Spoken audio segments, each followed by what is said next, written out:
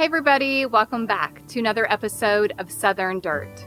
My name is Summer and today I'll be taking you on a tour of my Central Florida Zone 9 food forest.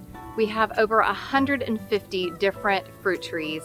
We have a grove with different citrus trees. We have a vineyard now that I cannot wait to show you.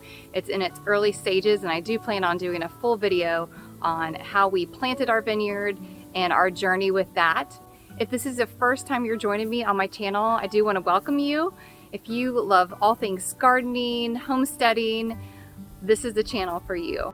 So over here is our front yard plot, which we have partial vineyard and partial mulberry trees. These mulberry trees were propagated from my mother mulberry tree about 2 years ago. I recently trimmed them back. Our children and entire family absolutely love mulberries and we just could never get enough. We bought a second tree, still wasn't enough to feed us and the birds. So I decided, you know what? I would love to have tons of these trees to share with our friends and neighbors, but also maybe store for the year. But we're still having issues with birds and squirrels. So if you guys have any tips for me on keeping those away from our fruit, let me know. We've tried all kinds of different things. Over here we have 5 different types of muscadine grapes. And because we are in Central Florida, we knew that muscadines would be much hardier type of grapes for us to grow. We did purchase our bare roots at Ison's Nursery, which was wonderful help. They sent us extra roots, bare roots of all of our products. I wish I would have ordered more because we did lose a few, and that's partially because of some possible bugs and disease and maybe not watering as much as we should have. But overall, our plants are doing really good. I'll do a video on how we set this whole vineyard up and what we're doing to it and how we're caring for it at a later date, because I know a lot of you have been asking about that. But this has been fun. My husband and I, when we got married, we went over to Europe and had a trip to Sicily, and we absolutely fell in love with the vineyards out there and had this dream of having our own vineyard in our yard so we could experience the fresh grapes and just the beauty of admiring it every day. Last row we left open because there was a certain variety we could not get our hands on, which is called Supreme, and we wanted to wait till we got those. But in the meantime, I will be planting Seminole pumpkins out here, which I did plant Seminole pumpkins last fall. If you've never grown them, they are a native pumpkin that are real easy to grow, real hardy, beautiful pumpkins that I just absolutely fell in love with and have been saving the seeds. So if you want some of those, I've tried to grow all kinds of pumpkins over the years and nothing has ever been successful until I found some of those seeds from a friend. And I'm really excited about taking this whole entire row and growing the Seminole pumpkins.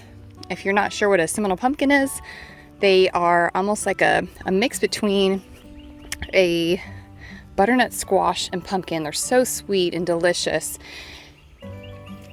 I may even throw some mammoth sunflowers out here.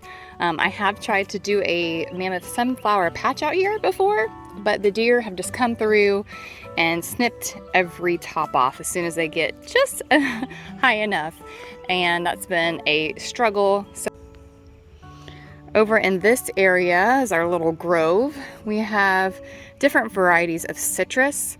The majority of these trees, actually all of our citrus trees, have been rescued from one. My husband does a lot of land clearing, and one day he had a job to clear out some orange groves, which the owner wanted to sell off and was removing all these orange trees. So he kept the best of the orange trees and we transplanted them here. So when he transplanted them here, we had a ton of fruit. We filled buckets loads of them.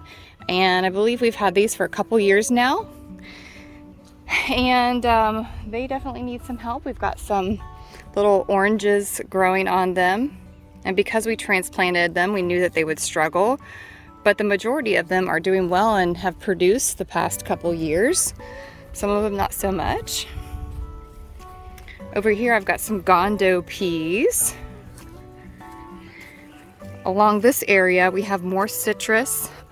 A lot of these trees have come off of other properties where my husband goes to a job and he's doing construction work and they're having to remove some trees as well. He just brings them here, which, whew, we've got a lot of weeds we've got to take care of. But we have key lime, we have honey bells, we have Myers lemon, which is my absolute favorite citrus tree that we have. We love making fresh lemonade with our children. Oh wow, look at this tree. This is our Myers lemon tree and it is just looking really good. We've got all kinds of fruit on it. Over here I have a fig tree. I actually bought this fig tree from Lowe's on clearance for $3 and propagated multiple trees, which I'll show you here in a moment. And I have some fig trees that I propagated again, which I have in the back nursery. I'll show you that in a minute. And I'll have those for sale when they're completely rooted and ready to go. Along our fence line, we do have wild muscadine grapes that have been growing well. This is our mother mulberry tree, which we will be topping soon. I have clipped and trimmed as much as I could to reach, and my husband's gonna come out here and top this tree. This tree is about 6 or 7 years old, and this is the tree that I actually took the cuttings and propagated, got them to root, and I actually sold off a lot of my trees recently and have taken those cuttings. I've already started to root them and we'll have them for sale next February or March. But if you want cuttings shipped to you, I am selling those. So let me know if you see any of these trees and want to have some cuttings. This is another mulberry tree. We believe it's a bush variety because of the way it's growing. I do have a bush variety in the back, which I bought from Lowe's as well, that I've been propagating and selling. But that is, the mother tree is in the back nursery because it was a dwarf bush variety. So this one's definitely different than that one. We bought this a couple years after this tree.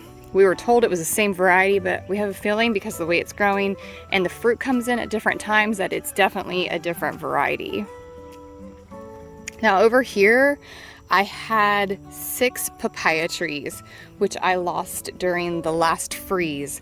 I thought for sure that I had one surviving, and I cut it back.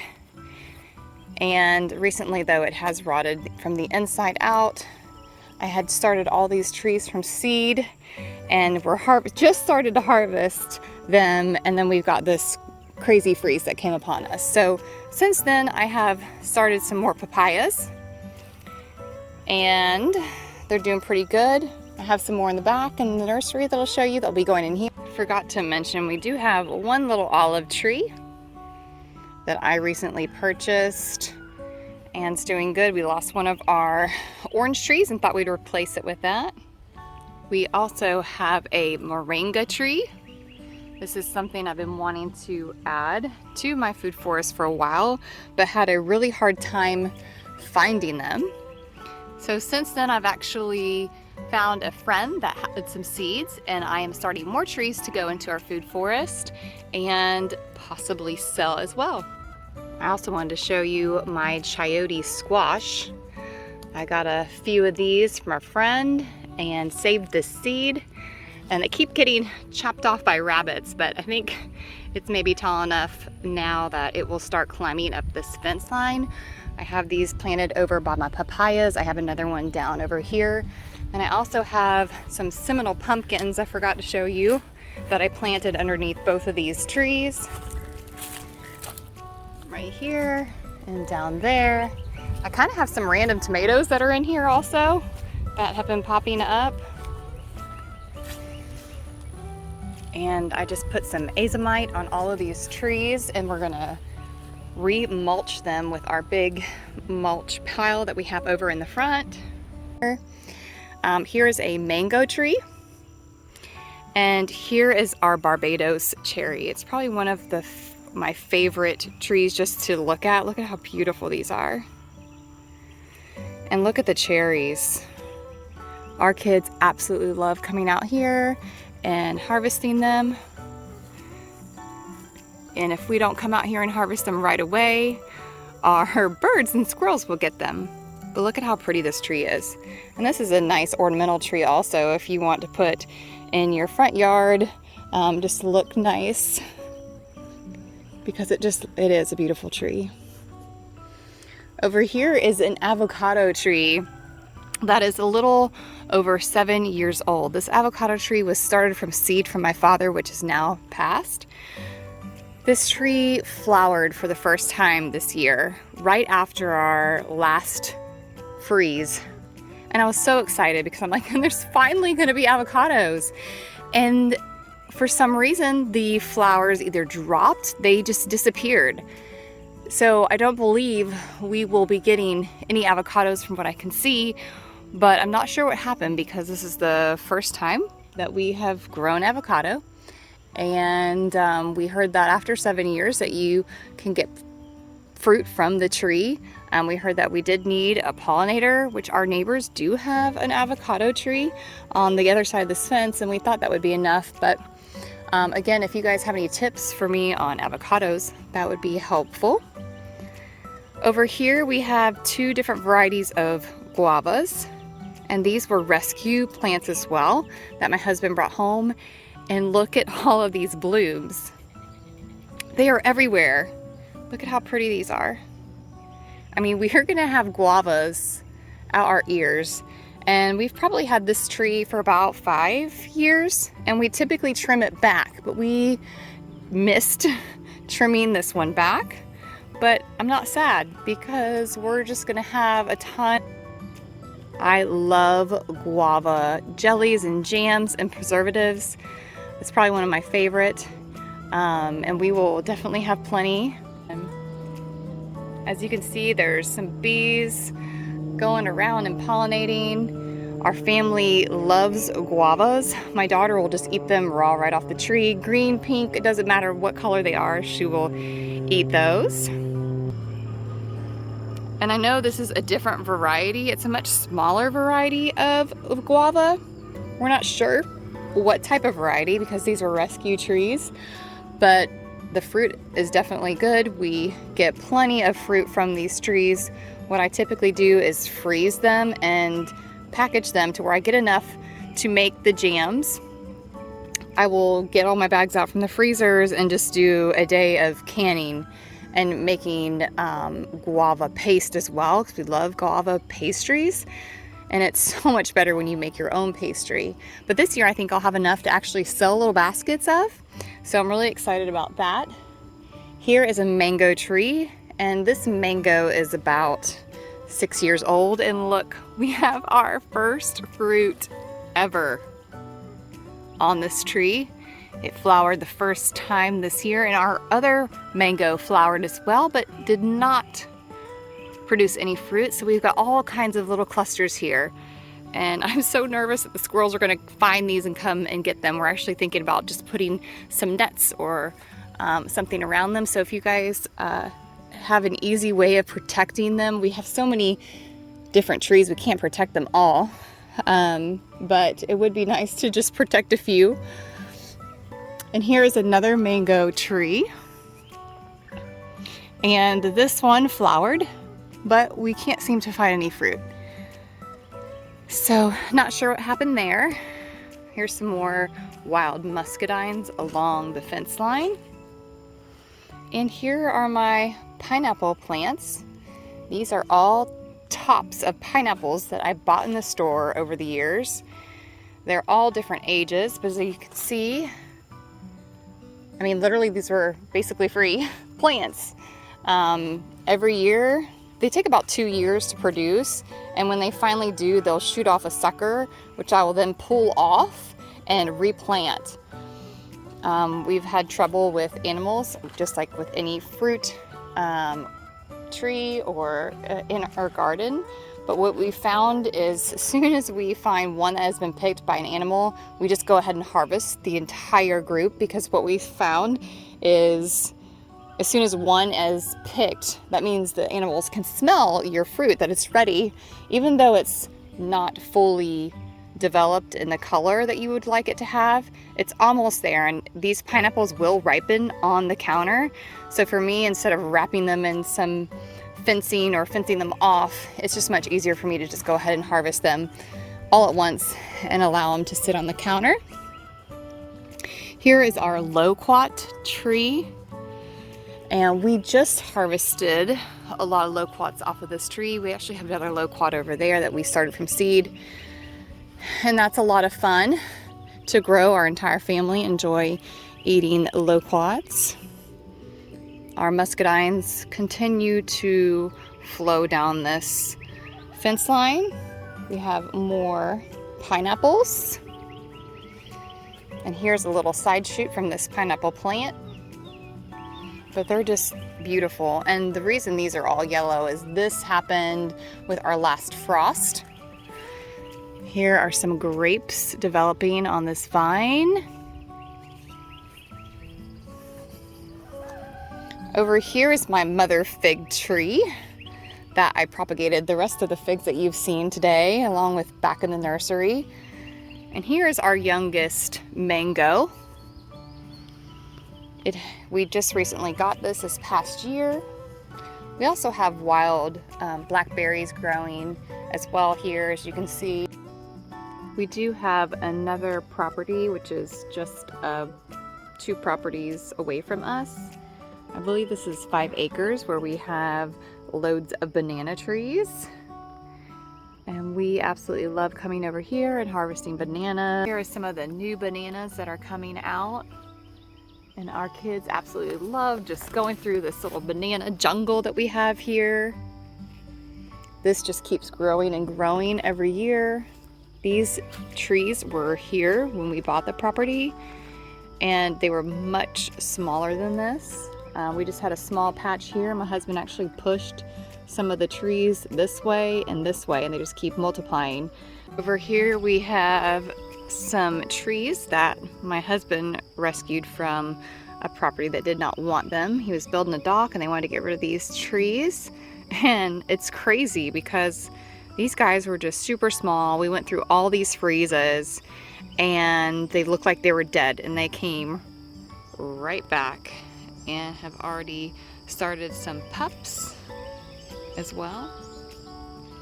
We have a sugarcane cluster here. Over here we have a bunch of elderberry trees with their beautiful flowers. We have some fruit coming in, which we usually harvest early summer throughout late summer. I am propagating these trees to sell. We have elderberry everywhere on our property. We love eating the fruit just raw. Our kids will literally pick off a little bushel and eat them raw. But I also like making elderberry syrup for the family if anybody gets my backyard garden. I'm not going to go over everything that's in it right now. I just figured I would show you. We also have blueberry bushes that outline our entire garden area, which we recently started harvesting a ton of those. About 50 blueberry plants. We have the emerald variety, which produces twice a year. We have our children's playing area over here. A lot of food we still have in here from fall, and I recently started planting some things for summer. But we have all kinds of different varieties. We enjoy spending time out here with our family in the evening, harvesting food, cooking, and just enjoying the beauty of the garden. I've got my little prepping area back here. I do gardening workshops back in this area, small little workshops that you can join in. If you have not yet signed up for my mailing list, please do so. That will let you know when I have products in stock and upcoming events at our farm and garden. Back here's our barn, which I have my nursery behind. We have 15 chickens. So our coop is back here. We have 2 adult cows, which just gave birth to 2 babies. We have a female and a male. The male was born on St. Patrick's Day, and we named him St. Patrick's, and our girl is named Dixie. Here is Buttercup. Not sure where the rest of them are. Where's your baby? So over here is where my propagation station is. These are all my young plants that I have propagated. A lot of different succulents as well. As you can see in the back, it's just a mess. Over here I have Queen's Wreath that I've propagated that plan on selling. I have sweet potatoes in containers along with asparagus and pumpkin that I'm growing from a container. I also have a small container garden over here. I've got some okra, some beans, and I also have some collard greens over here. Here's our worm farm. As you can see, this has been really fun. Basically, putting a leftover scraps in here to make our compost and also grow our worm farm. So this is our one compost area just for the worms. But I also have another compost area over here. This is our compost that is ready. And this is compost that I have our chicken manure and different kitchen scraps, things from the garden. This is some broccoli that I recently pulled from fall. And this is where we basically just put everything, let it sit for 9 months, and then we transport it into containers to use throughout the season. This won't be ready probably till fall.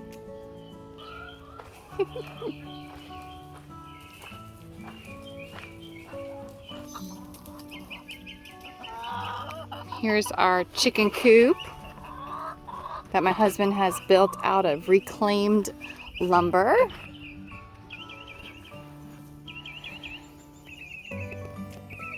Hey, pretty babies. Come on. And there they go.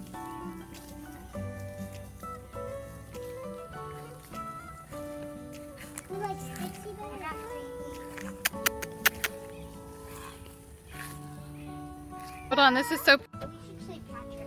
Oh, hey! Did you see that? Yeah, the horses were...